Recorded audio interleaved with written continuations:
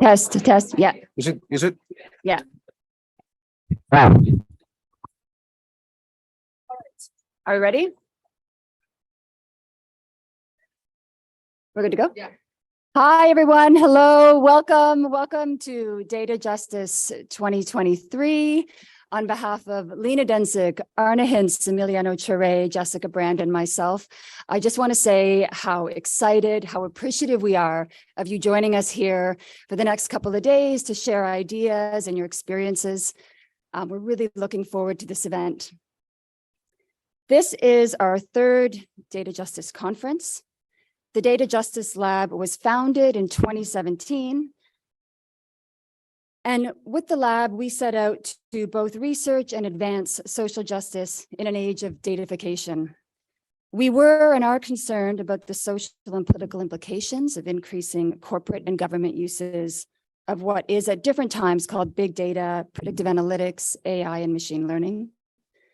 We hosted our first Data Justice Conference in 2018 in person with a focus on the politics, impacts, and resistance to data-driven processes. More than 200 participants from around the world took part in that conference, addressing a wide range of issues, including data discrimination, data governance, data colonialism, digital labor, prediction and preemption, data scoring, data activism, and much more. Our second Data Justice Conference was held in 2021.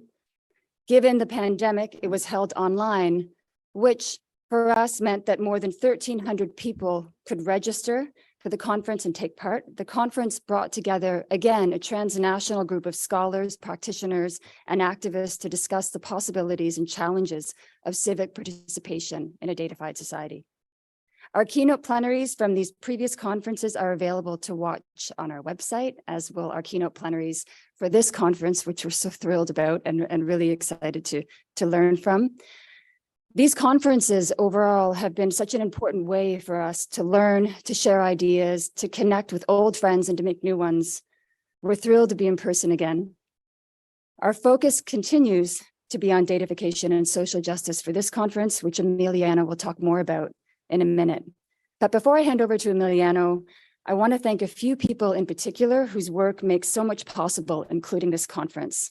Please join me in thanking Jessica Brand extraordinaire, Julie Jewell from the research office, Katie Campbell, also from JOMEC, Claudine Johnson, Sarah Price, and to our fantastic, wonderful, and generous team of student volunteers, Akmal Arzman, Maham Sufi, Lizzie Richards, Vesa Bozdan, Viorka Bodu, Ayan, Mathilde Pinto-Vincent, Nirmal Javid, and Tanusha Ratnam. Thank you all for your help, and I'll hand over to Emiliano now. Thank you.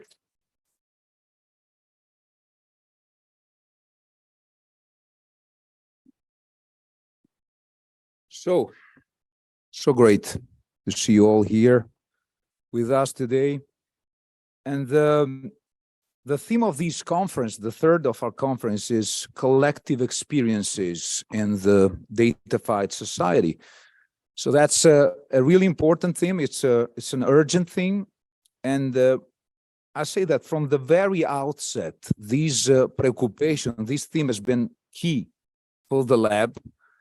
It's been at the core of our understanding of data justice, which centers the social and collective dimension over the individual one, shedding light on the ways through which datafication shapes and shifts the makeup and the meaning of communities and groups, and thereby politics.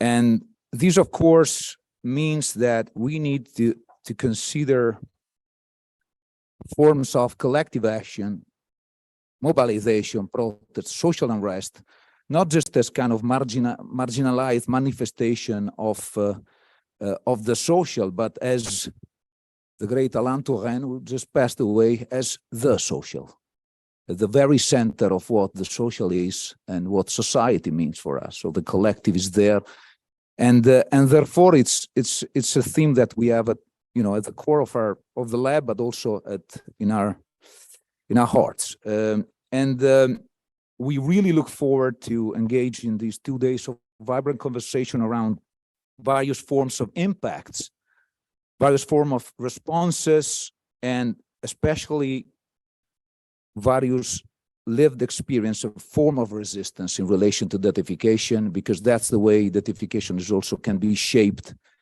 in different ways towards different kind of data futures. And in relation to that, well, we had with the previous conference, and I will just okay. Thanks, guys. We had, in keeping with this tradition, we are gonna also put forward outputs for this conference for potential publication, this time in Big Data and Society. But I wanted to, it's a really nice tradition. In 2019, we edited the special issue of Information, Communication, and Society. And just to brag a bit, we have had more than 80,000 views for that, for all the articles of that special issue, one of the most read and downloaded special issue of the journal on data justice. And we just recently published a special section on civic participation in the Datafied society and open access in the International Journal of Communication. So in keeping up again with this tradition, we look forward to put forward the outputs of also this conference for another great special issue, this time on the collective experience of our Datafied society. Enjoy. And I will just pass now to Lina.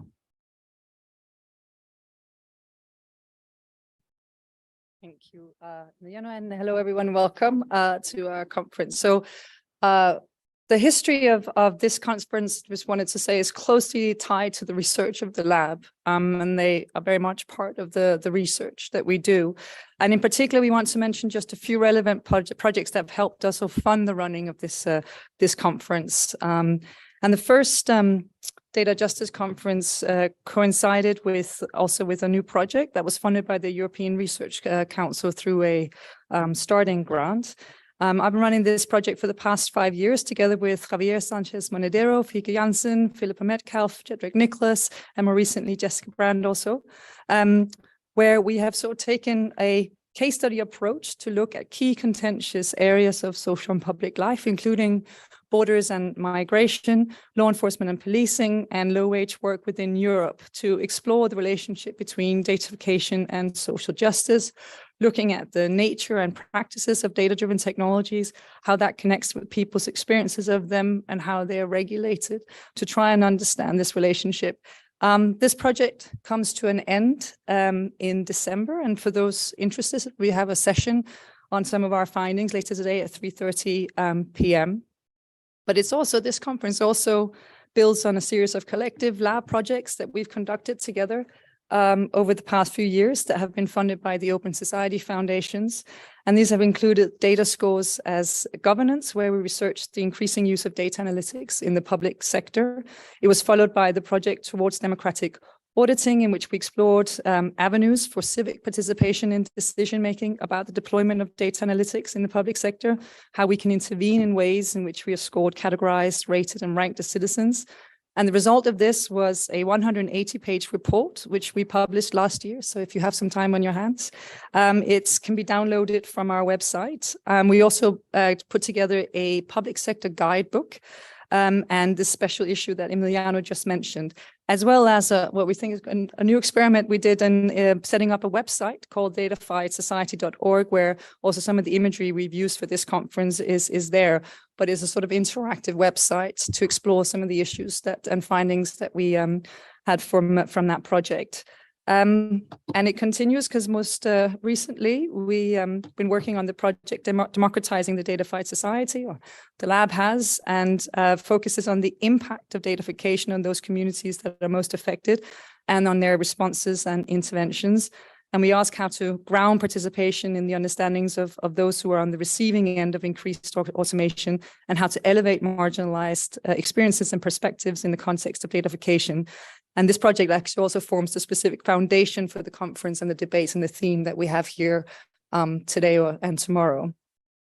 We also wanted to mention that the theme of this conference emphasizes collective experiences.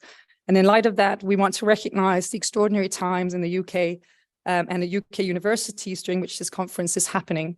As some of you may be aware, we've been engaging in ongoing industrial action to address the injustices of our current working conditions, pay and inequality in the sector. Many of our colleagues are currently engaging in a very difficult and lengthy marking and assessment boycott, which has been met with excessively punitive response from universities with a significant reduction in pay, which means that participation in conferences like this and other research activities are actually done voluntarily. So this includes actually also this university, Cardiff University, and the impact also includes members of the lab who are all working under reduced pay. We stand therefore in solidarity with our colleagues and urge our university and others to negotiate in order to end the action. And I'll hand over to Arne.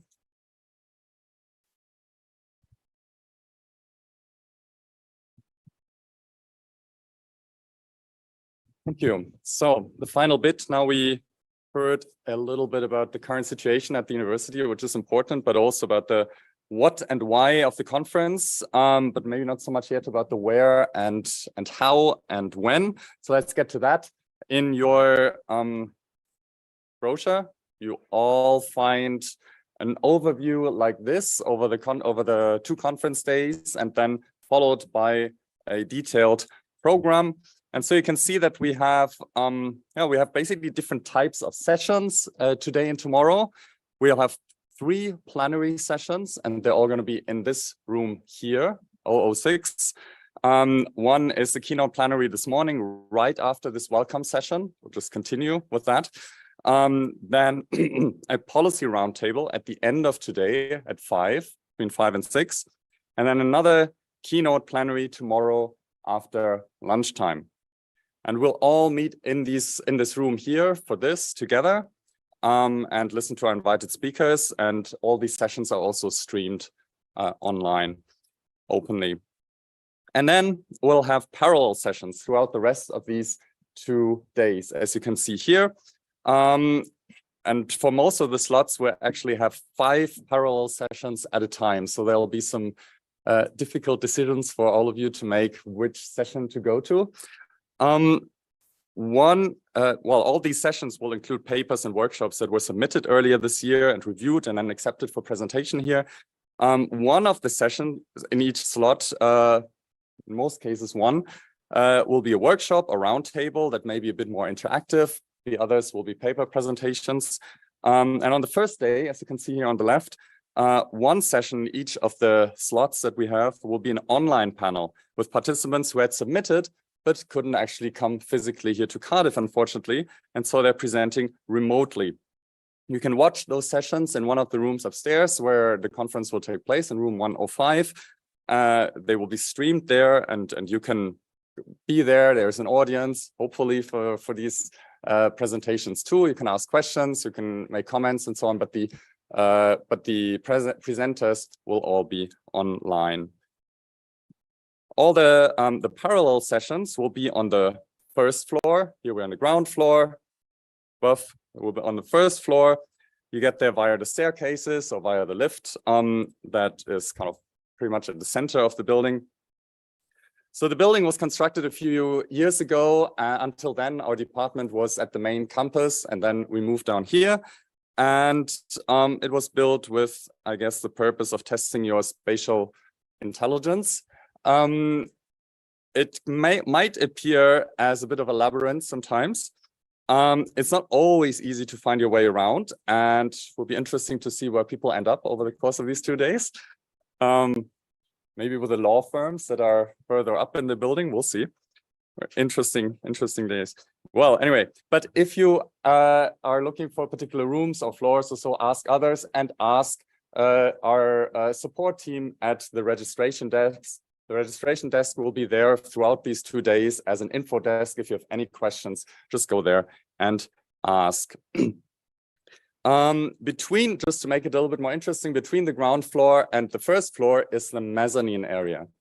And you get there via the stairs that are right outside the room here in the front that you already passed by. And if you walk the mezzanine towards the back, you get to something that we call the social staircase. That's a bit of an open area, and that's where coffee breaks and also lunch will be served today. And so mezzanine area between lower floor and between ground floor and first floor in the back. And that's where you get your coffee breaks. Coffee breaks are short, just 15 minutes. Not a lot of time to find your way down and up again and to get your coffee, but you'll manage. We're all intelligent people, maybe more or less, and we'll try to make it work. So tonight, furthermore, we'll have a reception at Aberdare Hall. That's an older building at the main campus area, about 20 minutes walk from here. It's not directly after the last session. We'll give you a little bit of time to breathe and maybe to have some dinner, some food. At the reception, there'll be some snacks, but no proper sit-down dinner. So it's a bit more like an after-dinner get-together in the evening at Aberdare Hall. You'll have a map also in the brochure, and otherwise, I'm sure Google and OpenStreetMaps and so on will guide you there. Hopefully it won't rain so that you won't get wet walking over. The weather is going to be a bit mixed probably today and tomorrow, but many of us probably kind of like that. We had a bit of a heat wave this past month and no rain whatsoever, just unusual for this country. So if it rains a few drops, think about that. It can be quite nice. What else? Yes. What else? Tell the world about what is happening here with the Twitter handle Data Justice 2023, same on Mastodon and elsewhere. We've heard there have been a bit of some issues with Wi-Fi if you can't get on EduRoam, and we'll try to sort that out, hopefully, as soon as possible. And I think that's all from the logistics side, and I think that's all from us that we wanted to throw at you. If you have any questions, ask us afterwards or ask the people at the info desk. And so let's move on finally to our first session. And our first session will be our first keynote plenary. And I would like to introduce you to the chair of that session, our friend and colleague, and of course, key scholar on datafication from the LSE in London, Alison Powell.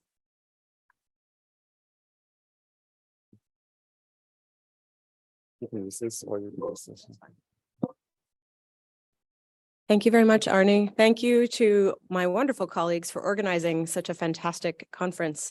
The keynote plenary this morning features 3 fantastic scholars.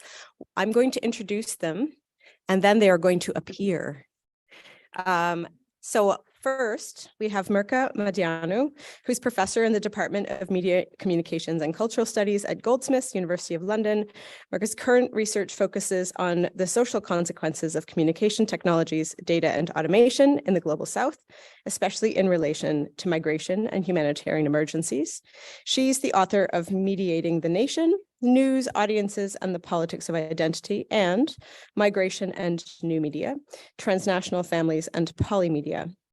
Mirca's forthcoming book, Technocolonialism, When Technology for Good is Harmful, will be published by Polity in early 2024. Mirca, do you want to come up and have a seat?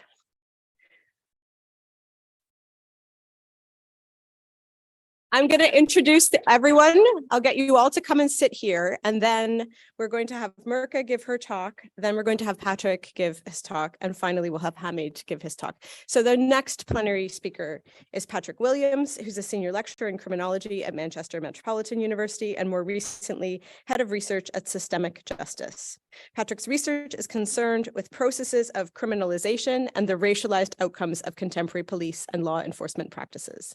He's co-author of Dangerous Associations, Joint Enterprise, Gangs and Racism, and Data-Driven Policing, the Hardwiring of Discriminatory Policing Practices Across Europe. Throughout his research, he demonstrates the persistence of racialized tropes and constructions of criminality, which drive the over-policing and criminal regulation of racially minoritized people across the UK and Europe. So Patrick, will you come and join us here?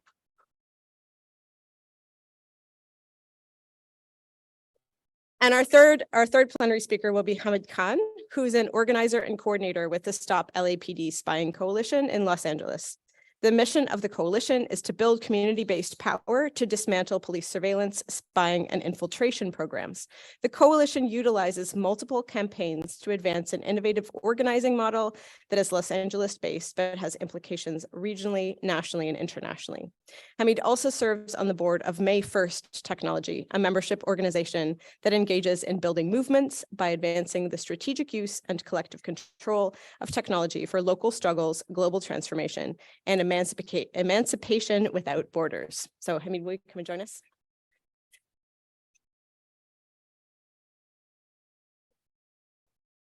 So what is going to happen now is that each of the plenary speakers is going to give us a 20-minute introduction to their work, and then I'm going to facilitate a discussion. So I think we're going to get Mirca to start. I'm going to sit here. Mirca, I'll give you I'll give you sort of a 5-minute flag. So, oh, great. Hi, everyone. Can you hear me? So thank you so much for the invitation. It's a really great pleasure, great pleasure to be here. So I'm going to start with an example. Between 2017 and 2018, 1 million, or actually over 1 million Rohingya refugees arrived in Bangladesh after fleeing genocide in Myanmar. In 2018, the United Nations Agency for Refugees, UNHCR, together with the Bangladesh government and a private contractor, organized a digital identity program aiming to collect the biometric data of all refugees. Biometric registrations have become standard in the humanitarian response to refugee flows. It's the first thing that happens when a refugee comes into contact with UNHCR. They're asked to give their biometric data. So the Rohingya registration was controversial and led to protests in the camps. And there were two reasons for this. The first reason is that the digital identity system did not use the term Rohingya. It used the term Myanmar nationals, which the refugees perceived as a form of symbolic erasure.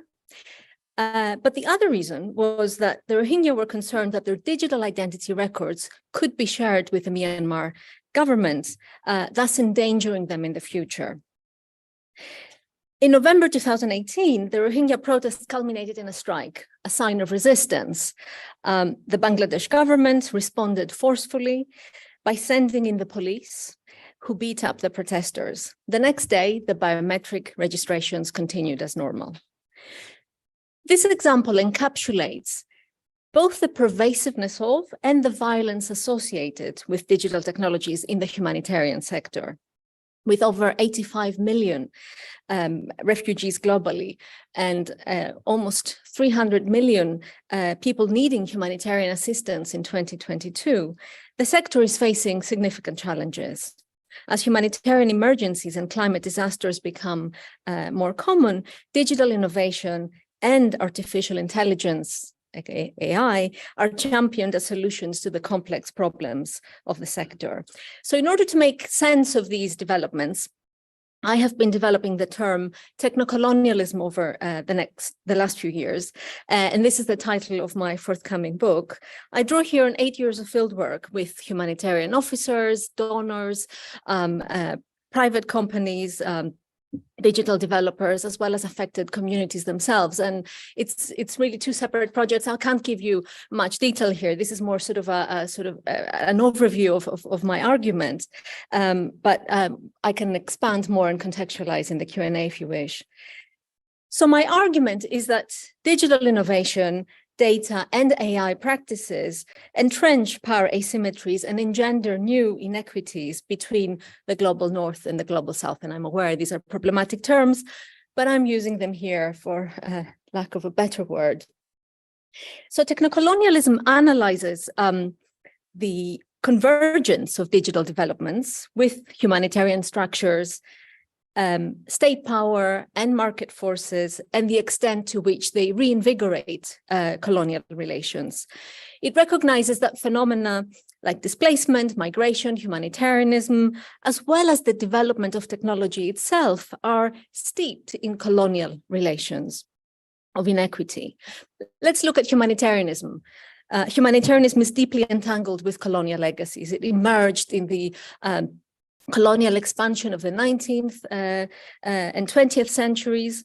And although humanitarianism today is often referred to as the imperative to reduce suffering, a very common definition by Craig Calhoun, the structural asymmetry between donors, humanitarian officers, and aid recipients reproduces the unequal social orders that shaped colonialism and empire. So, of course, we've had a lot of humanitarian reform over the last few decades, but ultimately, these relationships, these inequities, these asymmetries persist, even though we have moved seemingly quite a long way from 1877, which is where this image comes from. And the emphasis on doing good hides the fact that aid, including international development, is part of a wider liberal agenda that often benefits the North. More broadly, humanitarianism reproduces these inequities between Western saviors and the suffering former colonial subjects, thus attesting to the tenacity of colonialism. Now, technology and science are also part of colonial genealogy. Science was integral to the civilizing mission of colonialism, a tool used to justify colonial rule. Science was the prime tool to mold colonial subjectivities, for example, through systems of classification. AI is part of larger genealogies of enumeration, measurement, and classification that were originally developed by imperial powers to control colonial subjects. And it's no coincidence that biometrics was first used in India as part of the British Empire's efforts to control and manage colonial subjects. That biometrics is still used today to manage and control othered bodies is evidence of the durability of colonial legacies. So these observations echo Quijano's notion of the coloniality of power. According to Quijano, the dominance of Eurocentric knowledge and the codification of racial and social discrimination, combined with the pervasiveness of global capitalism, explain the ongoing subjugation of the colonized well after direct colonial rule.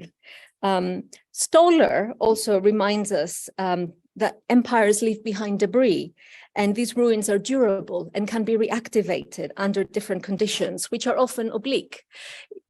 It's important really here to recognize that these connections are often hidden, occluded, thus mistaken to be new, or assumed to be new. My thinking is also informed by the argument about colonialism as an ongoing structure, which helps explain how the legacies of settler colonialism persist and shape contemporary formations of race, gender, and class. It's important to clarify here that the emphasis is not on an ongoing, it's not on a single sovereign empire, but an enduring structure of domination. So let me be very clear here. When I use the term colonialism, I do not use it to refer to a radically new phase of colonialism.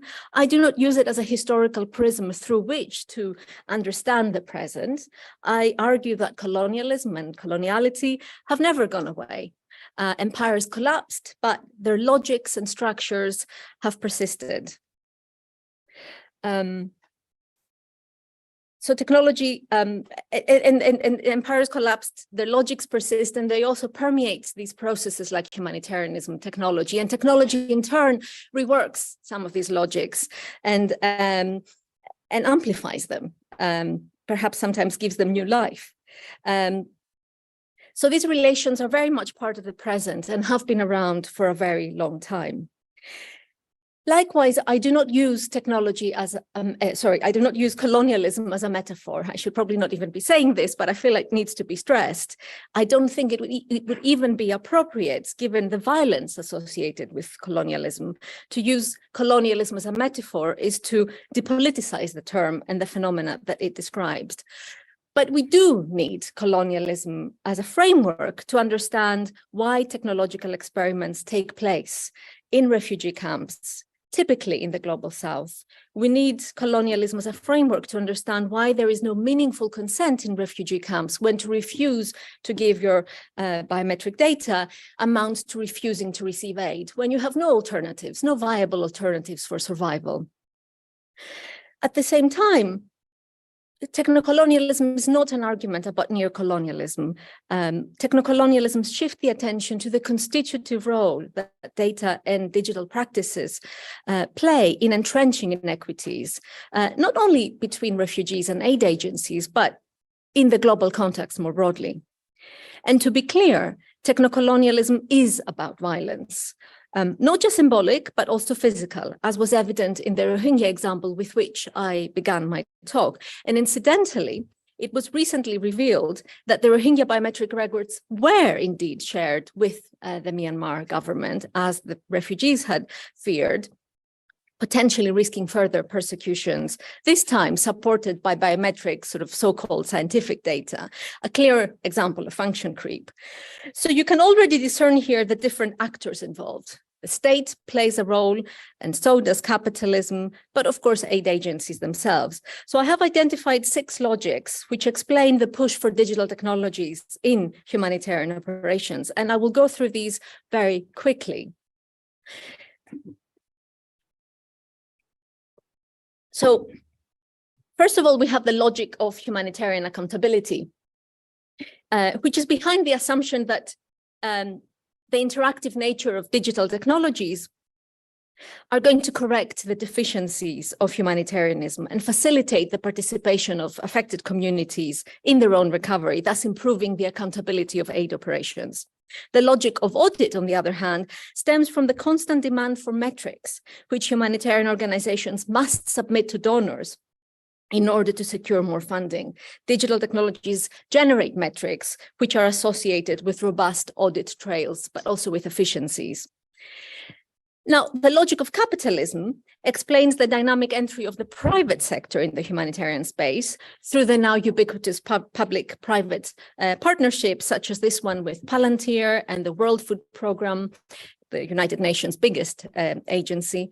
A key observation here is that by turning themselves into agencies for humanitarianism, corporations reframe political problems in line with their business objectives. To render displacement as a mobile connectivity issue is to depoliticize displacement. So the idea that there can be technological fixes to complex problems exemplifies the logic of technological solutionism. Solutionism puts solutions before the actual problems. The emphasis is often about finding problems for technological solutions rather than the other way around. As one of my interlocutors, who comes actually from the aid sector, said when reflecting about events like hackathons and industry events, where people come with an innovation like blockchain and say, what can we find to solve with blockchain? So starting with a solution and finding a problem to attach to it, rather than the other way around. As always, structures of control produce contestation. I should say here, the logic of securitization comes first. And that concerns primarily the role of the state and the way it uses technologies to make populations legible and protect borders. This is particularly relevant to the refugee crisis and the use of biometric technologies in that context. And I should say also that, as always, structures of control produce contestation. So a 6th logic is resistance, which refers to the extent to which people challenge practices of datafication and automation. And the example of the Rohingya with which I started my talk is such an example of resistance. You know, there were protests, even though they were stopped, quashed violently. It was an example of resistance. And of course, despite securitization, we know that migrants continue to cross borders and circumvent bureaucracies. But also resistance is evident in the micropolitics of everyday life. And I'll say something about that in a minute. So these distinctions between the logics are essentially analytical. In practice, they intersect and they produce this phenomenon of technocolonialism. So let me now summarize some of the ways in which digital technologies rework colonial relations. And this happens through a number of ways. So, for example, through the extraction of value from the data of refugees and other vulnerable people, affected communities, through their data practices, produce value, which is then extracted for the benefit of various stakeholders, including agencies, humanitarian agencies. This is evident in the various feedback mechanisms, which are mandatory in all humanitarian operations. And feedback databases are part of this logic of accountability, and accountability is very narrowly translated as feedback. These feedback mechanisms are digitized. There are chatbots,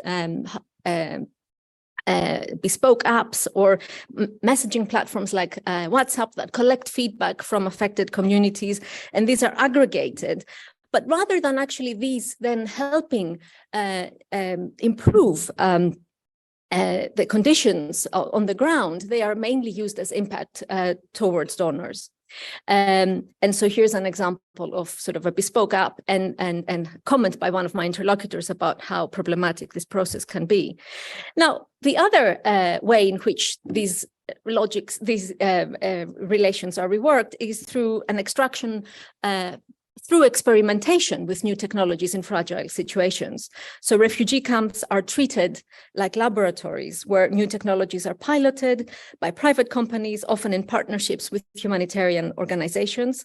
The hype generated by technological pilots, such as chatbots or AI for social good or blockchain, cash assistance, ultimately benefits the technology companies, which cultivate perfect branding opportunities for their products. And we have examples. Like here is an example of a Silicon Valley startup, X2AI, that developed a psychotherapy chatbot for Syrian refugees in Lebanon. And the main beneficiary of this app, of course, is the company itself, which got a huge amount of publicity. So by seeking problems for solutions, technological experiments are at odds with the humanitarian imperative, do no harm. Moreover, artificial intelligence for social good projects reproduce power asymmetries by asserting Eurocentric values.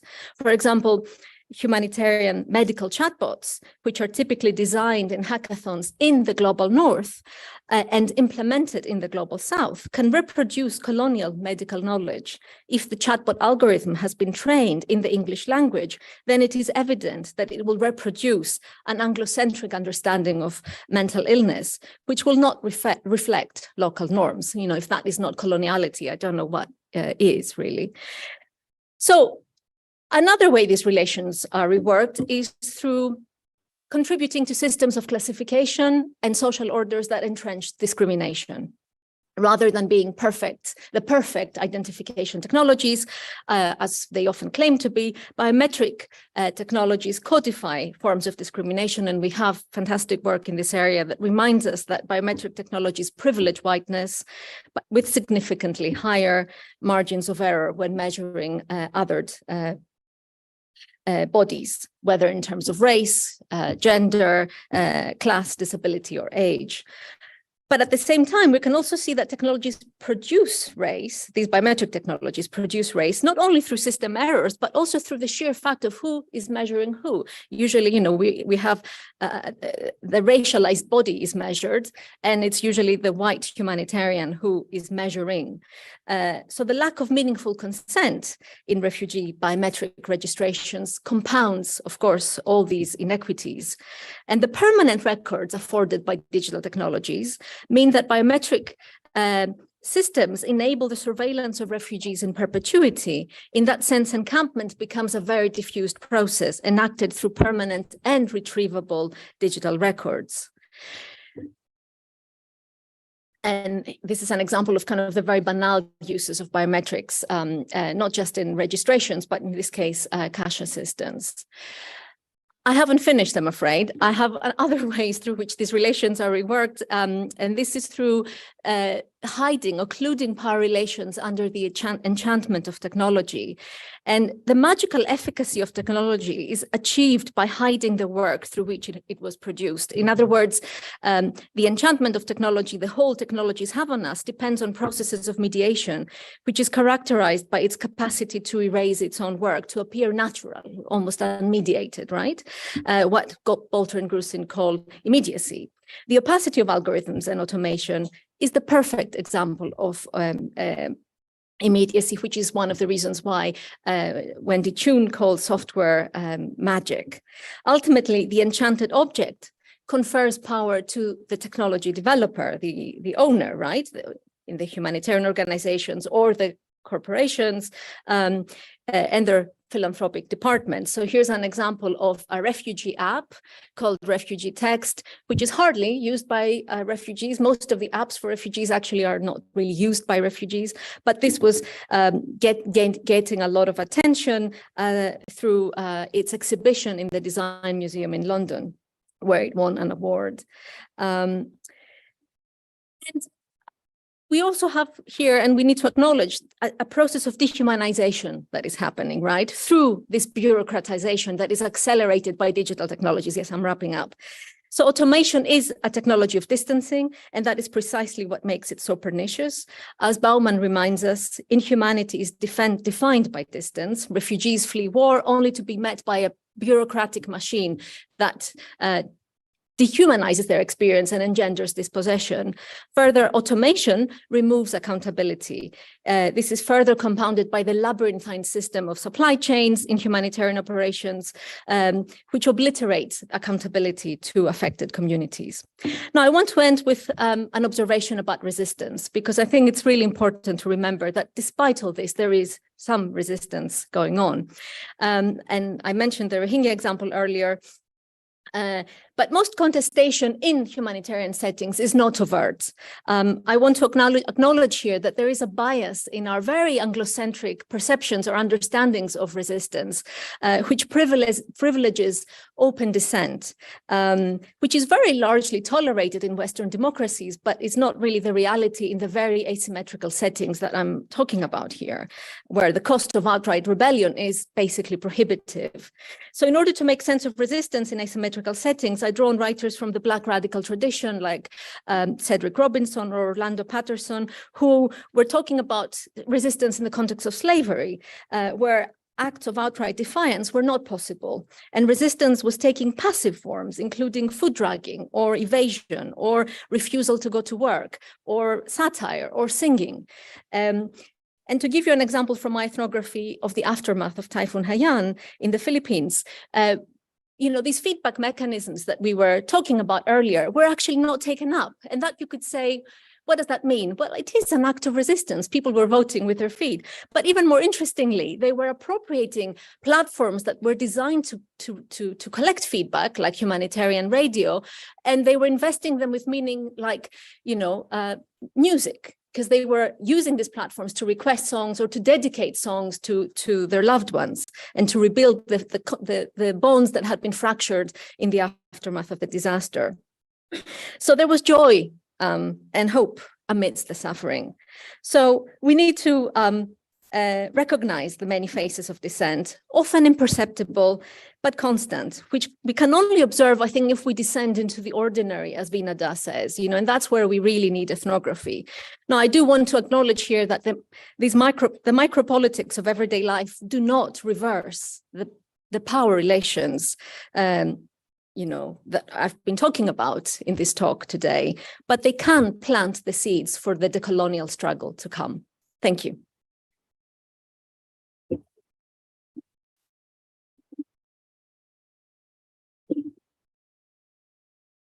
Great.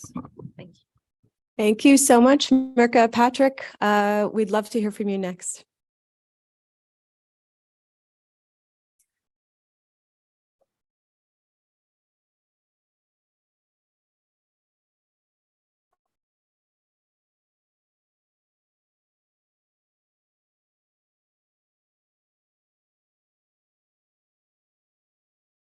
This one?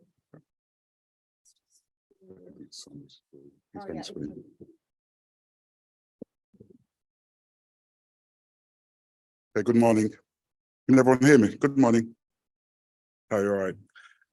Firstly, I want to also extend my thanks to the organisers. I'm looking at Lena, who I accosted a few years ago to be involved in a project that Eric Kind and myself were involved with, which I will also speak to today.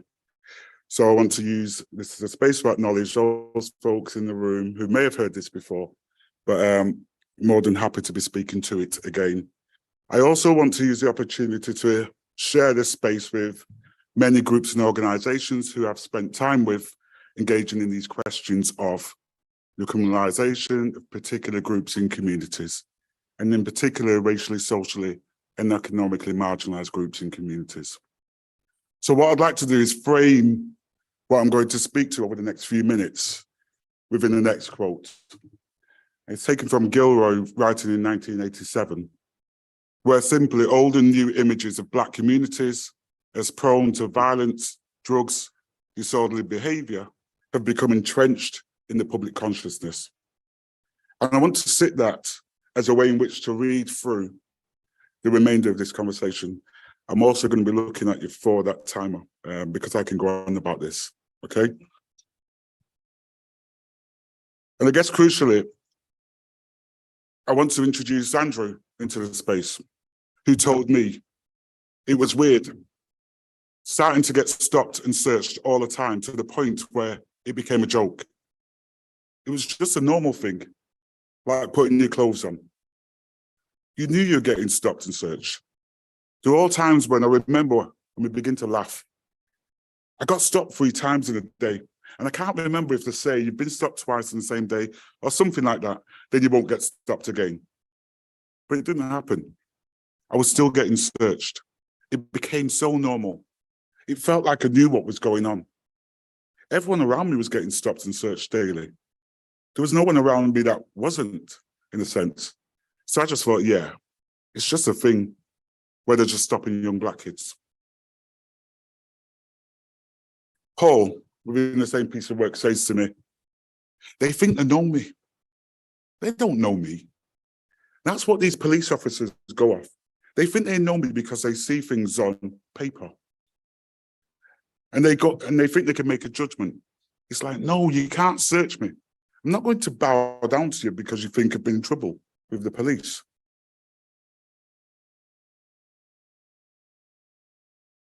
I guess what we're hearing in those 2 pieces, and this was taken from a project which was concerned with responding to what was referred to, more commonly referred to as the Matrix, which is a database of individuals who the police have defined as gang nominals, nominals being suspects.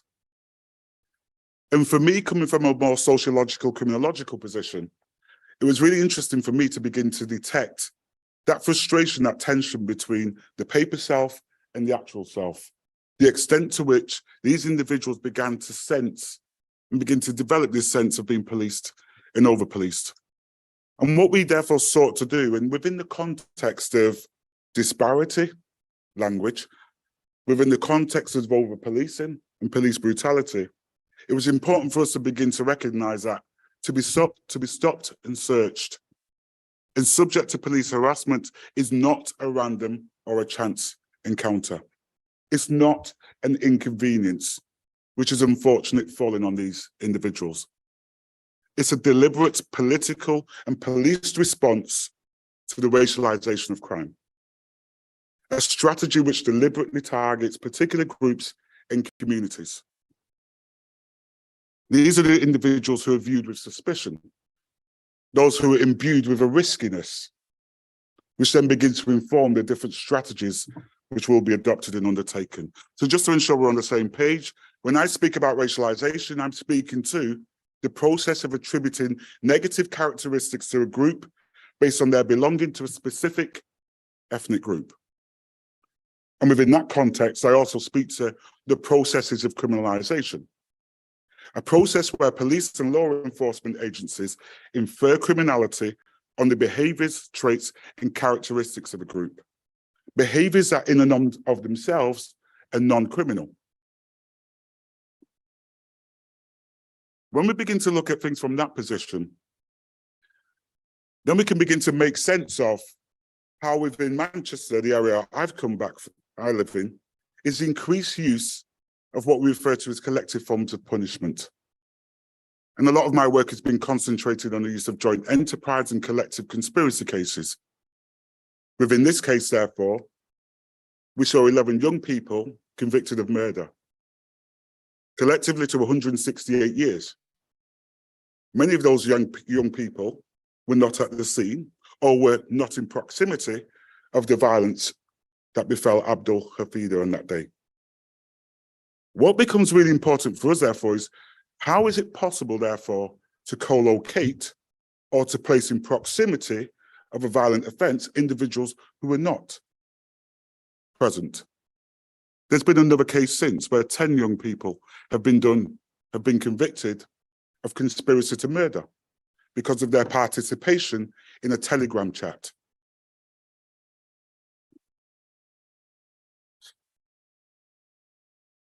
I just want to throw in a bit of a spoiler here as well. The police are not very good at detecting crimes. All we need to do is look at the woeful figures on detection rates and conviction rates around sexual violence, which demonstrates that the police are not very good at policing. And I do not say that to gloat, because we need to therefore acknowledge the numbers of victims and individuals who are harmed. And let's use the language of social harm rather than the legal category of crime and criminality. It's from that position, therefore, that Eric and I begin to speak about the seductions of technology. What organizations can begin to sell to the police, how we can improve your ineffective practices. And we began to characterize the tech around a number of key seductions. Who is this? So we can identify who these different individuals are. Facial recognition, automatic number plate recognition technologies, mobile fingerprint technologies, which is taking place within West Yorkshire. Who knows who? The harvesting of data. So what we begin to see is the police and a number of initiatives where they will mine social media, pull details. The young boys who were convicted on conspiracy had their mobile phones confiscated by the police, through which they were able to detect who was speaking to who. So who knows who? There's also that piece around what do we know? The fusion of different data sets. Increasingly now what we have is youth justice data being fused with educational data. For researchers and academics, it's a goldmine. For children and young people who are becoming datafied, it becomes a means through which we can begin to predict which child may be problematic and which groups of children will be problematic. Perhaps the largest seduction of technology here is that these companies, the techs, and I do call them the techies, that's what I called Eric, begin to seduce the police into believing that we can predict when crime will happen and where crime will take place. So we begin to see the emergence of person-based predictive tools and place-based predictive tools. And I spent 10 years working as a researcher within the probation service. Risk assessment tools are not a new phenomenon. And they've always been subjected to challenge. And I'm thinking about the work of Kelly Hannah Moffat here from Toronto, who has always problematized the use of risk predictors. However, despite those seductions, what we can begin to see, and as a consequence of those seductions, is again, and I'm saying this, a complicity of academics, the complicity of research methodology, social network analysis. So what this spider chart does and demonstrates is the 5 nodes, 5 gang members in Manchester, from which the researchers were able to extrapolate and identify 137 individuals from 5 known gang members. Can I just clarify as well? There is no clear definition of a gang member. In fact, there's no offence of being in a gang. So remember, this is a police construct which is placed upon groups of young people. From those 5 individuals, we identify 137 individuals, but the analysis is really valuable because it informs us that of those 137 individuals, 87% have no criminal convictions, have no criminal ties. They are connected to the 5 nodes through family, friendship, and romantic links. My concern, therefore, is who has this data to give to the analyst to undertake and build the social network? Essentially, I'm drawing on Redding and Brand's work here around those data harms, the adverse effects caused by uses of data that may impair, injure, or set back a person's entity or society's interest. Data harms now conspire to hardwire racialized notions of criminalization, producing a scarring effect on these children and young people who are so labeled. it's captured within these gangs' databases. In Manchester, it's Excalibur. In London, it's the Matrix. There were also gangs' databases in Bristol, in Liverpool, in Nottingham.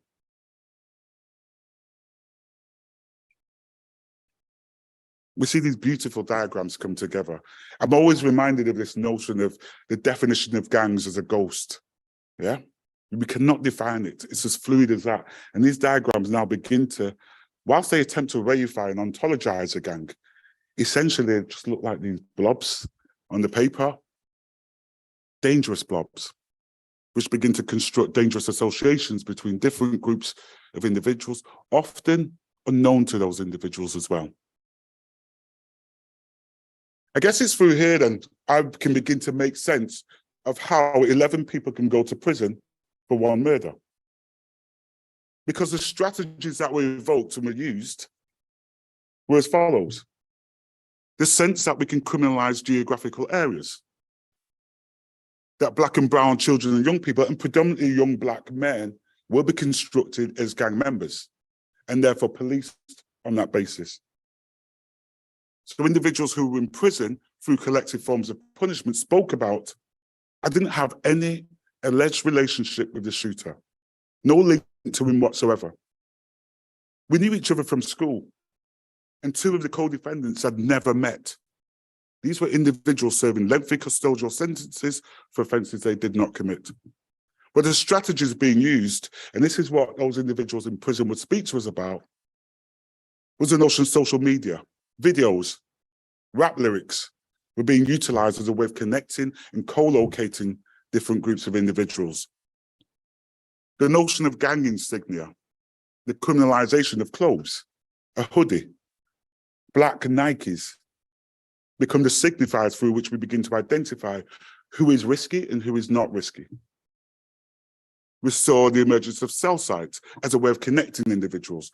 On one occasion, because two phones were not in contact, that was inferred as evidence that they were together at the time the offence was committed, because they were not in contact. Those relationships and again, police intelligence become the means through which individuals are connected and co-located. But we also saw the emergence of tropes, gang names attached to particular groups and communities. The Johnson crew, the Gooch, Burger Bar Boys, St. Anne's were utilized within the court arena as a way of, again, using signifiers to link different groups of individuals. And again, was a prevalence of gang speak to the fore, coming to the fore. I guess for us, it was almost those technical solutions and strategies which were most damning and most harmful in terms of ensuring the conviction of particular groups and individuals. So how does this begin to play out? For Stephen, I've been branded as a gang member because I've lived in the area of gang crime and drugs and have associated with people who've been involved in certain activities. I think that is unfair. And not just in my situation, it's in every situation. People shouldn't be branded because of their surroundings, their religion, or what they do.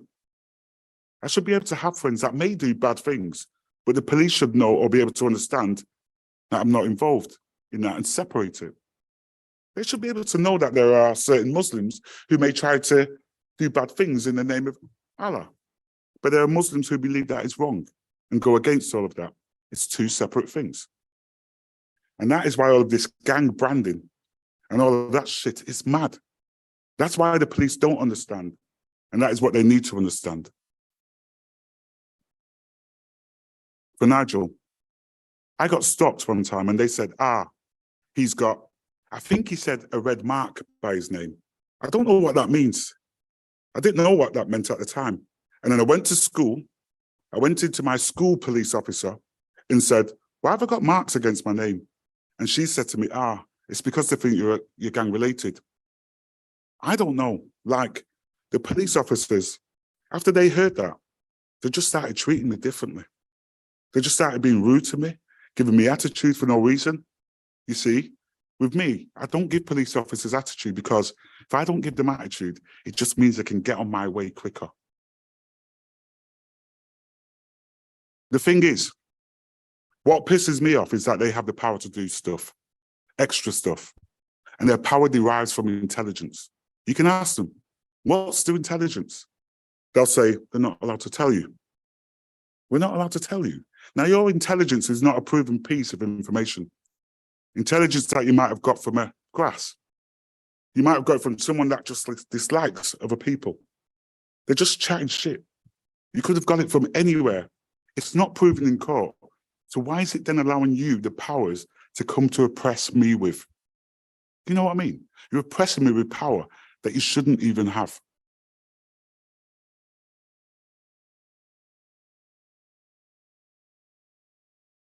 I want to begin to park from here by just acknowledging that it's important for us, therefore, not to be seduced by the tech. And I know who I'm speaking to. So I'm assuming we're not seduced by the tech in this space.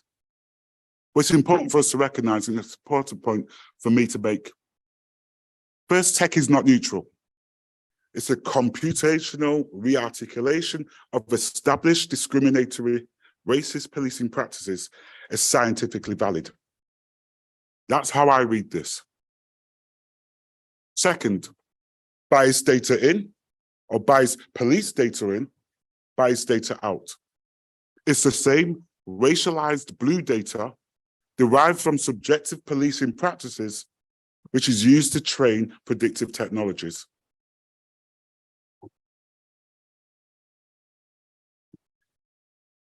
From our position, therefore, the adoption of these predictive technologies will serve to hardwire discrimination and policing practices, furthering the likelihood of concealed data harms. What we're speaking to is almost the denials of racism and disproportionate policing being concealed within these systems and these technological fixes. And finally, from my perspective, these notions and arguments go beyond human rights. These are not human rights debates and discussions, because human rights affords a legal status to individuals. And my argument is young Black and brown people within particular groups and communities have often been presented as the problem to be policed. Human rights are therefore not afforded to groups of individuals who are perceived as risky. The role of the tech, therefore, is to protect the public. And let's make it clear. Let's make it clear, to protect the white public from those who are constructed as the other. And that is critical to what is taking place here.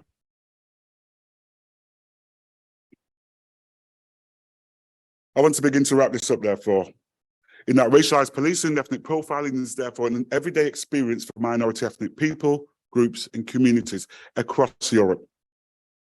The reality is that the impact of this level of policing and tech-driven policing is painful, driving mistrust of the police and wider law enforcement agencies.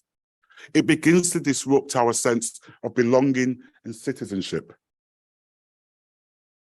I guess for us, the introduction of new technologies by the police in recent years has raised significant questions around the extent to which these tools are further entrenching racial discrimination and criminal injustice. As I've said earlier, the tech is not neutral, nor is it scientifically objective, and therefore, unless guarded against, it will both conceal and exacerbate racial, ethnic, and religious disparities across Europe. I'll park it there.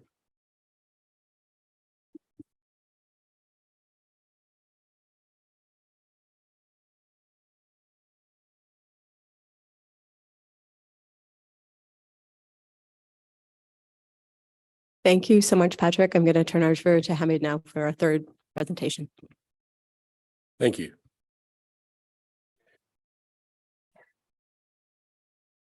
There we go.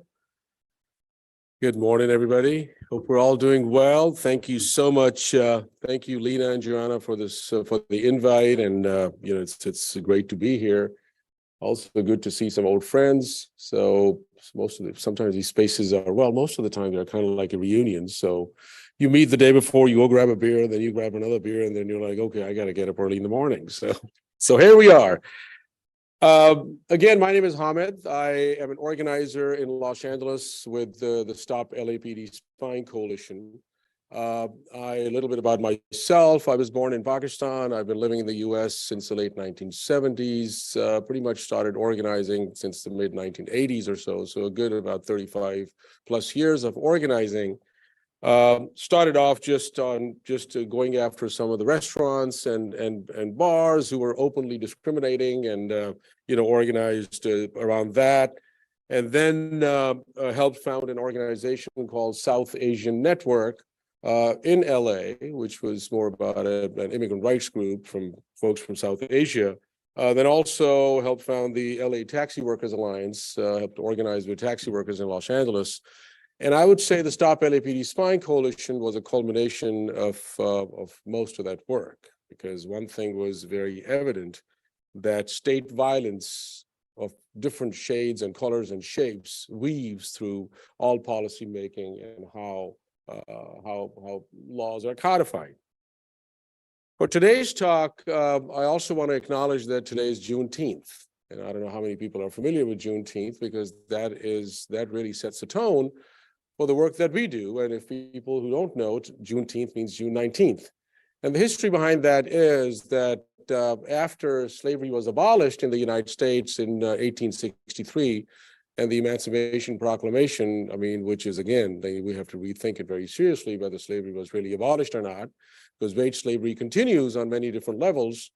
But it wasn't until 2.5 years, until June 19th, 1865, that some of the Union Army rode into Galveston Bay, Texas, and, just people in Texas, white folks in Texas, didn't let black folks know that you're free.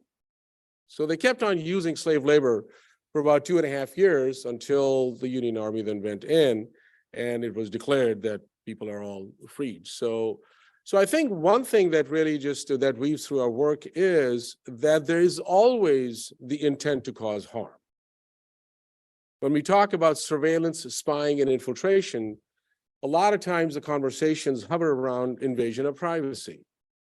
But we got to take it beyond that surveillance and spying and infiltration is really a methodology with the intent to cause harm. So that's when Stop LAPD Spying Coalition started in 2010, 2011. We spent, as organizers, we didn't want to parachute into the community. It was very critical. I was just transitioning from South Asian Network, fighting the FBI, the National Security Police State around post 9/11, had my own visits by the FBI, and this typical racial profiling. You're sitting in an airplane, ironically going to a human rights conference in New York from Los Angeles, and the airplane stops and the flight attendants come and they start questioning you. And you know what's going on, right? So with that, it was also becoming very evident that while the Muslim face, the South Asian face, or the Middle Eastern face, or the Arab face, what was the current flavor of the other, it's going to circle back. It's going to circle back and come back and impact the same communities that have historically been targeted for state violence, which is people of African descent, Black people, brown people, indigenous people, queer people, migrants, and everybody else.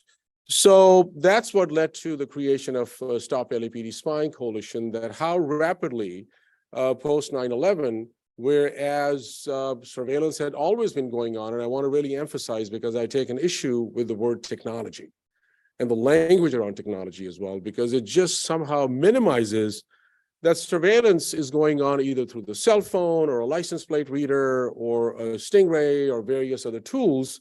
Whereas we have, as abolitionists, we have to look at technology as practice. That how do we embody that abolition and look at technology that this is a part of the broader practice? Because surveillance fundamentally is analog. I see you. That's how social control happens. That's how patriarchy and white supremacy and capitalism continues to flourish, if you will. Because I see you and you are my target and I'm going to control you. So we started having these conversations and spoke to some friends who had an organization in Skid Row in downtown Los Angeles, which has the most massive unhoused community, and that's what we are based out of, and started speaking to people that for about good 6 to 8 months said, what does being suspicious mean to you? Talking to unhoused people, talking to youth in gang databases, youth coming out of cages, talking to queer trans folks, talking to undocumented immigrants, talking to women, talking to day laborers, going out and speaking to day laborers just to understand how they experience see something, say something. A lot of these programs and things like that. So what became evident was that surveillance and all of this data collection is again a process to police race, poverty, and suspect bodies, representing that white gaze. That, okay, what is the methodologies of social control that are going to come out of it? Then we worked on building some guiding principles and values. And it was really crucial that having these conversations, we were not just as if it started yesterday or today, but it's not a moment in time, but a continuation of history. This has been going on. And I don't know if folks have read Simone Brown's Dark Matters and some of the other scholarship that has come out around surveillance during enslavement, and various other scholarships are there. So it was crucial for us to build our fight and build that power with that understanding. Then there was the creation of the other. That there's always, and I'm speaking within the US context, that there's always the other, the enemy is created, which then justifies legislation and institutions and budgets and financing and all of the bullshit language that you hear on the regular. I mean, talking about, and we talk about it in multiple faces that have been paraded over time, and how the Hollywoodization of those faces has happened. The face of the savage native, all those Hollywood movies with John Wayne just riding after these savages, trying to get rid of them. So it's in perpetuity, you remain a savage. The face of the criminal black. In perpetuity, you're always a criminal. Criminality is assigned to you. Presumption of guilt, you carry that assignment of criminality based upon being a black body. The illegal Latino. You could be a sixth-generation person of Mexican descent living in the US, in the states of, in the Western states, who were just the US then took over in California and New Mexico and Utah, but you're always illegal. The manipulative Asian. And I'm reminded of there was in the war, I don't want to call it World War because it was only a white folks' war and everybody else was just watching that. So during that war, how Japanese were interned and sent to concentration camps. And the argument behind that concentration camp was that they were like fifth or sixth generation, third or fourth generation Japanese people. But the argument was that persons of Japanese ancestry contain enemy race blood, hence inherently disloyal and shall always remain unassimilated. So that's the argument that was used behind that as well. And then the terrorist Muslim, South Asian, and then the deviant trans and deviant femmes and on and on and on. So the creation of the other is always there. The third one is that to desensationalize the rhetoric of national security, because in the United States, the Russians are always coming. The anarchists are here. These hordes of millions of Mexicans coming across the border. So there's always, it's a very tabloid culture. So the tabloidization, if that is a word, Patrick, just that is always happening in a process to criminalize communities. And building on Patrick's point, anchored in human rights, but it's really not just the Universal Declaration of Human Rights. It's about claiming my humanity because I am. And from there, building our fight and to claim that humanity, but not really just driven by limited to constitutional or civil rights or civil liberties, because again, as Patrick was also sharing, that's very much codified through law. I don't have access to the internet. I wanted to show some of you the tools, the visual tools that we created then. So this one is, we did our research together collectively and created a timeline of LAPD surveillance going back to the 1920s, just to show what activities they've been doing. We also created these visual timelines, and these would be about 12 panels, 2 feet by 3 feet across, and everywhere we'd go, we just set them up on the streets. So people could walk through that history of surveillance and timeline of surveillance. And you identify the intent to cause harm, how it is happening in every action that is taking place. The second thing was that through research and public records, created this architecture of surveillance of the Los Angeles Police Department. That how, again, suspicious activity reporting, SAR program, see something, say something, the intelligence gathering guidelines, predictive policing, trapwire, these are just various types of tools. And this is back in 2013 or so that we were creating this thing, which then led to us building this understanding of what we call the stalker state. That how streams of information and data moves within various systems, public sector, private sector, law enforcement, social media, international agencies, governments, blah and blah and blah. And it is something that when you think about it, I mean, we're just not even scratching the surface.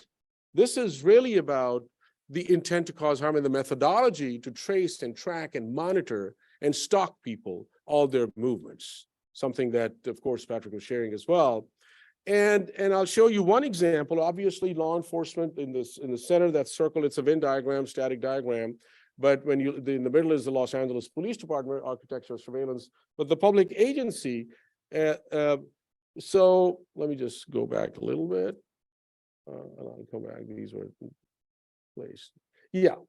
So wanted to just look at a public agency, for example, the Department of Children and Family Services and Child Protective Services. And when you break it down, look at the scale of how information is being shared. We just released a report on June 1st. We had a town hall in Los Angeles as well about the surveillance and the violence perpetrated as a result on so particularly Black mothers in Skid Row, and how organized that system of the Department of Children and Family Services is to steal and kidnap those children because they are wanted for adoption. And there's a whole process. I would ask you to, if you get a chance to see that report, it's very well researched, and I want to honor our friend Victoria Copeland, who helped with that work as well. Which really brings me to what others have said as well, that, what is data then? And this is something that, again, through collective learning, through people coming out of their tents, through people coming together, we look at data as historically and currently there exists an intention and purpose of categorization and documenting acts by certain communities as criminal, something that Patrick shared as well. And then when it comes to policing, that crime data is a reflection of law enforcement's responses to particular kinds of behaviors committed by certain subsets of population, primarily brown, Black, and poor communities. So in essence, I mean, this is when we talk about the datafication of the body. And if you look at this stalker state again, this is how the datafication of our body is happening. This is how our beings are constantly being spliced into multiple, a gazillion forms of data, and each one of them is there for the taking.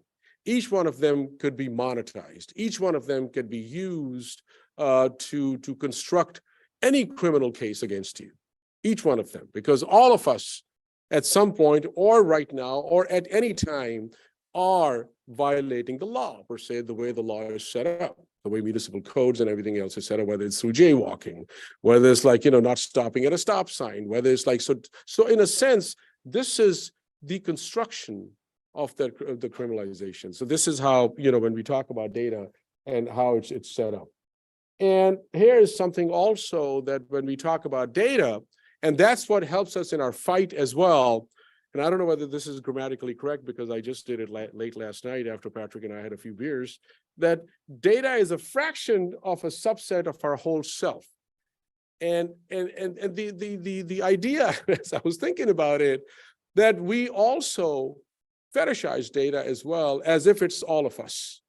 Our fight is also looking at data that is it. No, it's not. It's only one piece of that. So there's a whole lot of us left behind on the side that we need to bring together. And that's where, that becomes a part of building that fight and the cultural resistance that you're constantly building out there.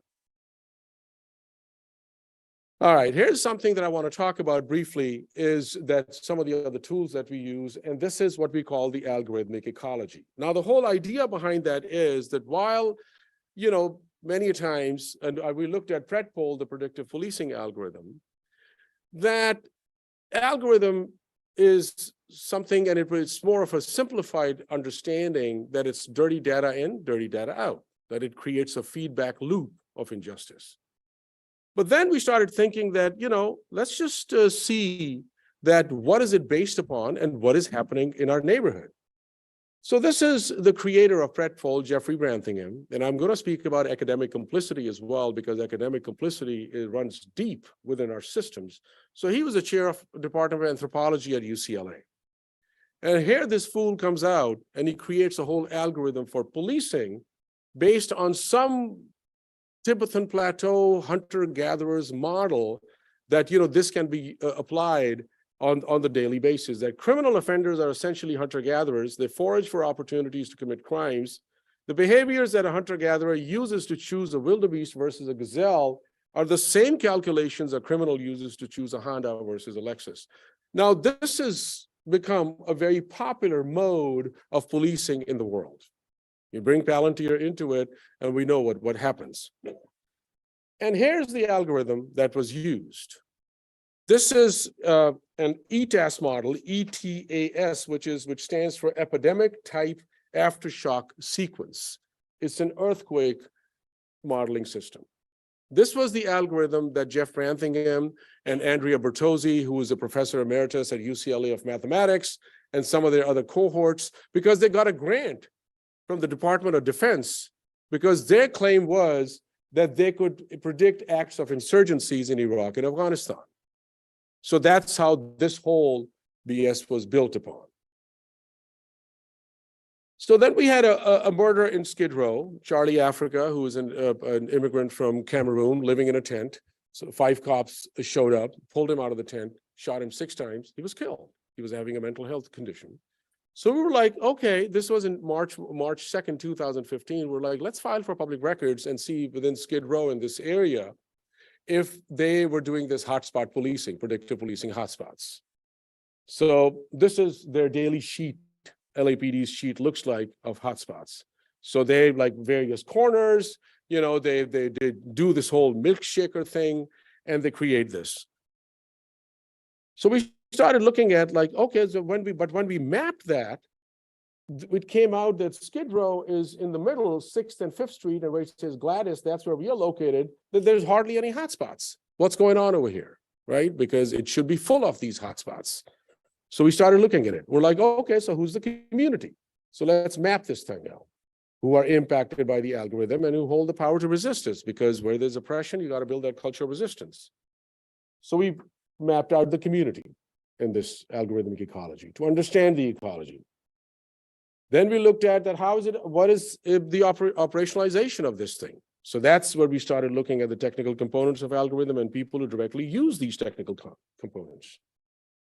And we're like, okay, so there's Predpol algorithm, and Los Angeles Police Department is using it to engage in trainings and various other things. Then we started looking at, okay, so who has their hands into it? Because it helps us in understanding and identifying where our fights are. And it may look like a vast thing, but it helps us clarify as well that where our fights are, that who funds the program and who's benefiting. And we started looking at, okay, it's the academy that is deeply making a lot of money, getting a lot of grants. People are getting MacArthur Foundation grants and this, that, and the other, books being published and everything else. So the academy is deep in this thing. Let's look at the federal government. The Department of Defense is deep in this thing. Department of Justice is deep in this thing because they are funding these programs. Let's look at the private interest. Predictive policing, they created their own company called Predpol Inc. And real estate being big and I'll wrap it up in a couple minutes. So developers are in. And then you look at the local government from the city hall and everybody else. And what you get is this whole picture that it is ultimately serving the ideologies. And this is what she'd be looking at. And those are the ideologies that we established: the settler colonization. We talked about settler colonialism, white supremacy, patriarchy, scientific objectivity, and capitalism. So in a sense, this algorithmic ecology helps us understand and informs our fight. And so these are the tools that we have built in building power. And if I could just take one extra minute, I just want to talk about a few things. And particularly, I wanted to raise 2 things, but I don't have time. One was about academic complicity, and the other one was about data abolition. Because while it may sound huge, and abolition by itself sounds huge, but abolition, to keep it very simple, as challenging as it is, it's a multi-generational journey towards ending harm. And then when we start identifying the tools and the sources of harm, then you start organizing, building that ground power. Then you start organizing, and it's through that power that we were able to, not through legislative agendas, not meeting with the cops, just sheer people power, we were able to dismantle LAPD's predictive policing programs. But the fight still continues because those UCLA folks and various other folks are still involved. And then we just released a zine on academic complicity. It's on our website as well. That just universities engage in many different actions that reinforce police oppression. We in the zine, we have discussed 5 major categories and pillars of complicity: technology, theory, data, public relations, and reformist shock absorption. And I think that's what really I would end by saying that our fight a lot of times ends up into reforming the system, which just rebrands itself. I'm reminded that we were in Bogota, and there's a trans sex workers group, Tola Pasungo, and they always speak about abolition, that reform is just another uniform. And that's what it really does. So I think if we are fighting for freedom, if we are fighting for liberation, then our fight needs to be for abolition. And it's not an on-off switch. It's not a delete button. It's where we are. We talk about it riding on the shoulders of our ancestors, but we are ancestors as well. We're building and making history. We're building these fights, which other folks are going to pick up. So I'm going to end with that. Thank you so much. Looking forward to some conversation.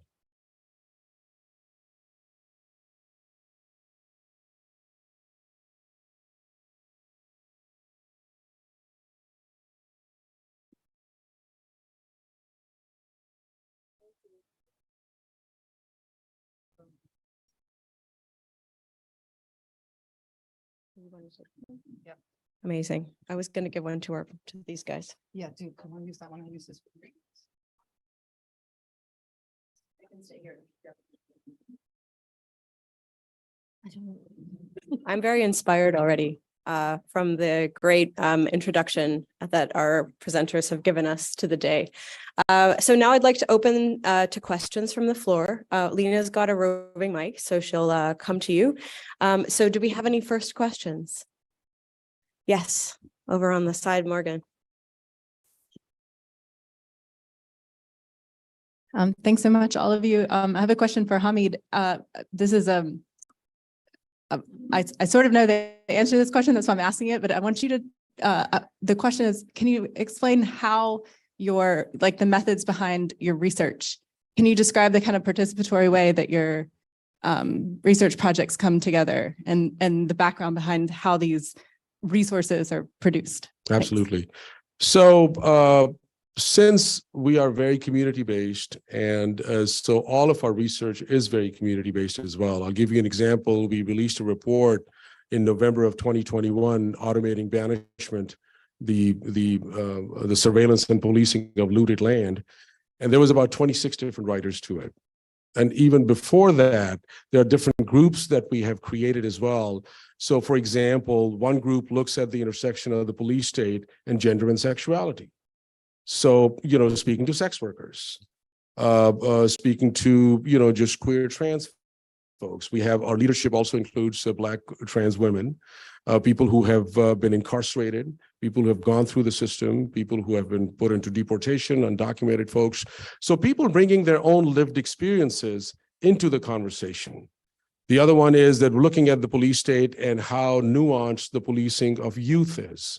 Because increasingly, the policing of youth is taking on a national security significance. The language around extremism and radicalization is now commonplace. That's being deployed. Again, going into countering violent extremism and some of these type of these programs, going after the Muslim youth, but now it's become pervasive. They are now been instituted in the Los Angeles Unified School District from K through 12. That looking at the behavior and behavioral surveillance of young people. So really being informed and guided by young people. Then about data and data-driven policing. And lastly, I'll just share with you one example that, we have weaponized public records quite a bit. And there's a law in the United States, most popularly known as FOIA, Freedom of Information Act. In California, it's the California Public Records Act. But when we file for those public records, we keep the lawyers out of it. Because for us, we're not lawyers, we are storytellers. We are organizers. So people come together like this predictive policing fight, all the research that happened, people were literally coming out of the tents and in the freedom room that we have created over there and just sharing. So somebody said that, I want to know, what are they even thinking about this thing? You know, just a random question. Well, how the heck do you find out? So we're like, okay, what do we do? So we know there's a grant that came from Department of Justice. So we said, let's get the grant proposal and file for those public records. So we got a copy of their grant proposal. So the same thing, how much money, this, that, and the other. So what happens is that people take ownership to the narrative then. And the narrative is built together as a result. So that's what, you know, as participatory research, it is really critical that, you know, just keep the researchers and the lawyers and some of the folks, you know, there's a very critical role that people play, but it is our story. It is our story. And how we tell that story is going to be like, we are always in control. And that's how we basically built. I mean, there's a whole lot of different methodologies as well, but that's the baseline of how building that participatory research model. Thank you. Thanks for asking that. Thanks so much. All right. Other questions from the floor? Yes. Hi, thanks so much for your inspiring presentations. I was wondering, the title of the conference is Collective Experiences, and we're here sort of in a room filled with academics who are often not the target of any of these data-driven systems that you're talking about. And I was wondering, especially also to Patrick and Hamid, if you can give some advice on how to do non-extractive research when working with communities, because this is actually what you've been doing. And that's not really the forte of most academics.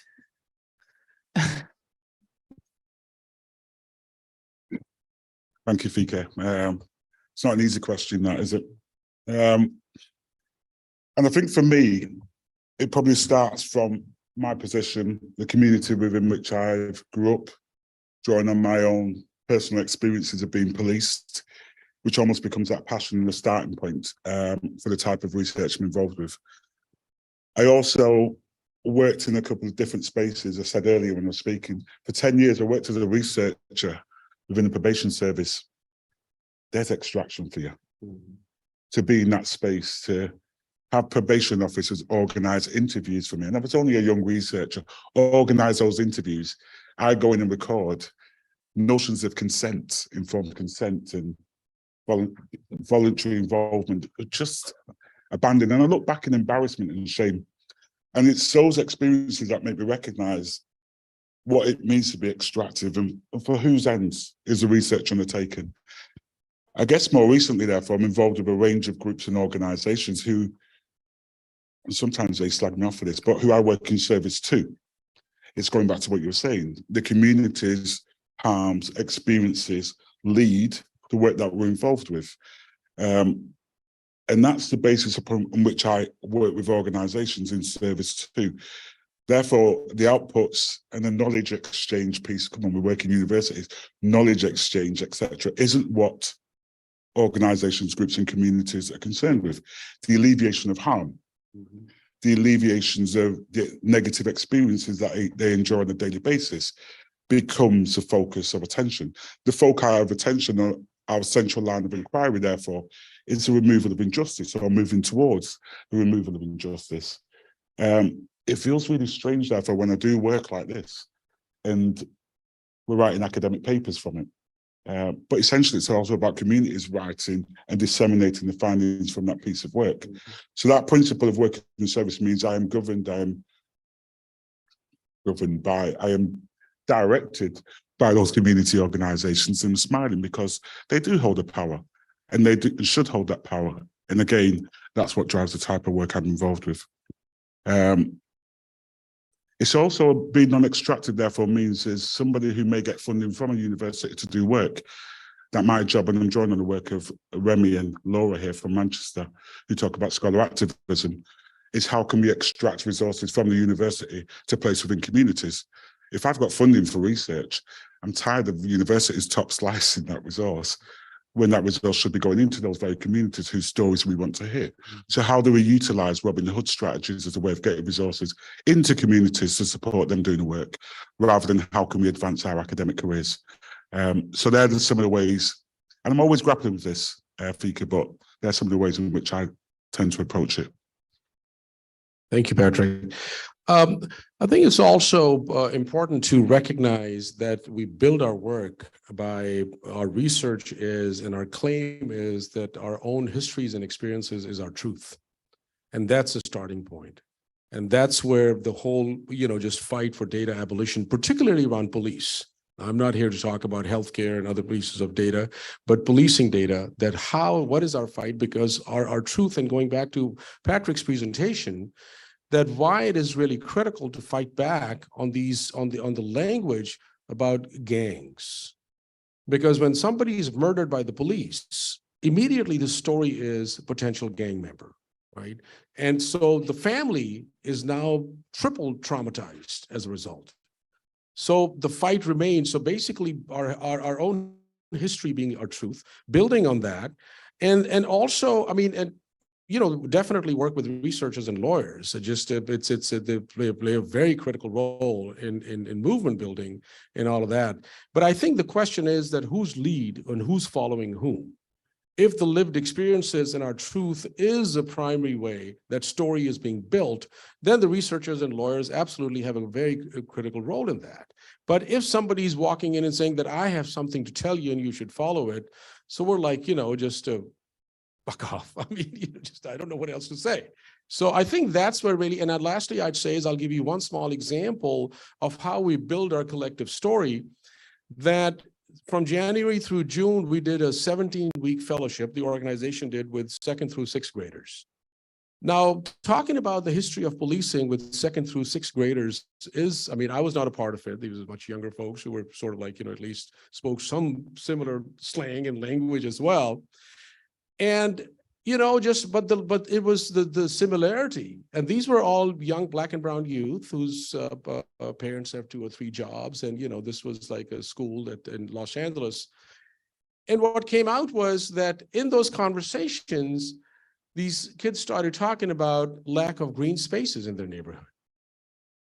And then with what we brought in was that there is a whole methodology of policing called crime prevention through environmental design.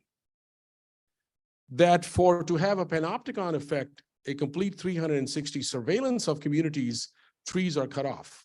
Literal clear cutting is going on when you go to South Central Los Angeles or Skid Row. So I think it's also like how, regardless of where we are, how do we bring these lived experiences and our understandings together? And of course, then, just how do we build this thing and bringing in, and I think, and lastly, just even the report that I talked about on DCFS, whereas our dear friend Victoria Copeland, who's a researcher, was a part of this conversation too. But it was the directly impacted women in Skid Row whose story was the primary piece, who were in the lead, and then how that story, just to add the structural elements of these extremely violent systems of policing, they may be public benefits, but they are policing, then, that was added onto it. So these are just some examples. Yeah, I just wanted to add to this because I think it's such an important question, and I've been reflecting on sort of my own practice and role in, collecting data and publishing and hoping to contribute to change, but also inevitably also advancing my own career. And, is this practice extractive? And it's a difficult one because I think there is an element of extraction in any research practice, inevitably. I think what we can try to do is reflect a bit on how we do it. I think ethnographic practice can be more participatory. I think what's really important is to be very reflexive of our own role in the field. And as you were both saying, it's really important to reflect what motivates us. Why are we there in the first place? How do we, produce knowledge, and what part of ourselves kind of is connected to this research? So I've been thinking, of my own, why does my research in the Philippines resonate with something quite deeply in me, you know, and perhaps that has to do with my own Greek identity, coming from what many have described a crypto-colonial state that, you know, based on debt relations from the day of its independence, coming out to 400 years of Ottoman rule. So, I mean, some affects relating to colonialism are, you know, seem familiar, and I can connect to those. And at the same time, I can also be very aware of my own incredible privilege. You know, I'm in the field, but then I can take a plane and come back to the UK and publish, and then go to conferences and so on, when my participants are still stuck in situations of extreme precarity. So I think just to reflect and be open about our own role in this process without sort of adopting any narrative of being saviors, I think is a step. I'm not saying it is correcting the asymmetries, but it is something that we probably don't do enough in critical data research to sort of be reflective of our own role in the process. So that's what I would add to what you've just said. Thank you. Next question. Yeah, thanks for all presentation. My question is mainly to Mirca, but also to all the other panelists. I'm wondering, in stating this colonial continuity, what is the role of history here, considering that the history of colonialism is also the history of anti-colonial struggles and internationalists from below and collective abolitionist projects. So there is a colonial continuity, but it has been interrupted thanks to the struggles that have deviated the course of colonialism. So I'm wondering if there is the risk of erasing these moments, and that mainly are not moments made only by acts of resilience or resistance that is always reactive, right? And this is also when I'm thinking about what migrants do, they not engage only in acts of resilience or resistance, but they also, I mean, borders are reactive formations to their stubbornness and their subjectivities and their desires to keep moving. So I was wondering, yeah, what is the role of colonialism, and or mainly what is the role of history in this account of colonialism? Absolutely, you know, I completely understand and I mean, acknowledge the role of anti-colonial movements, and there's been fantastic work on this, you know, Priya Gopal's recent book, Insurgent Empires, but actually going back to Said's work and so much more. That's definitely there. And I think that's part of the colonial present in many ways. I mean, that's what I was saying. First of all, as you've just pointed out, the fact that there is so much securitization is an acknowledgement that this is you know, because there is so much agency, securitization is there to try to control it. So it's already evidence of this sort of resistance and the fact that, you know, migrants will try to circumvent bureaucracies. And as we've seen in recent days, by just engaging in more perilous journeys. So that's one element. The other element is that in the present, as I was trying to say, there is resistance, whether it's outright resistance, when that is possible. And there are many examples actually of, you know, uprisings and camps in, you know, the Philippines. When I was doing research, you know, there was the People Search movement with all its problems. But then you also have the micropolitics that I was saying, that I think is often invisible, but has significance sometimes. And I think it needs to be looked at. You know, we need to pay attention to such practices. The other thing to say is that the situation is very complex because the state, and I didn't have time to talk about this in my talk, but is complicit. So it's you know, and you have local actors who are often as oppressive. So it's not just a reaction against sort of foreign aid or tech companies that are based in Silicon Valley, but there you often have local actors who are internalizing a lot of these practices, and the reaction is often directed towards them. So in the Philippines, you could see that it was very often local actors who were mediating between tech companies and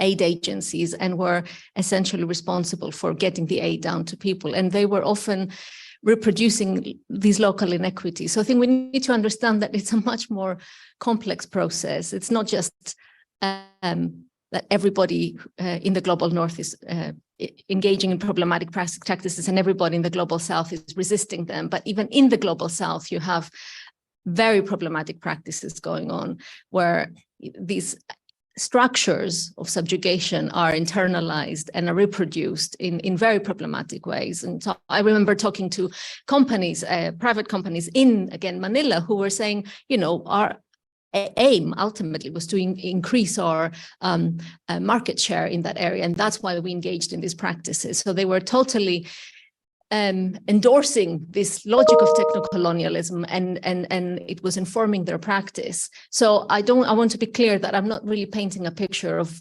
North versus South, but it's much more multi-layered and complex, and absolutely embedded in various historical contexts. And that's why different parts of the world will experience it slightly differently as well.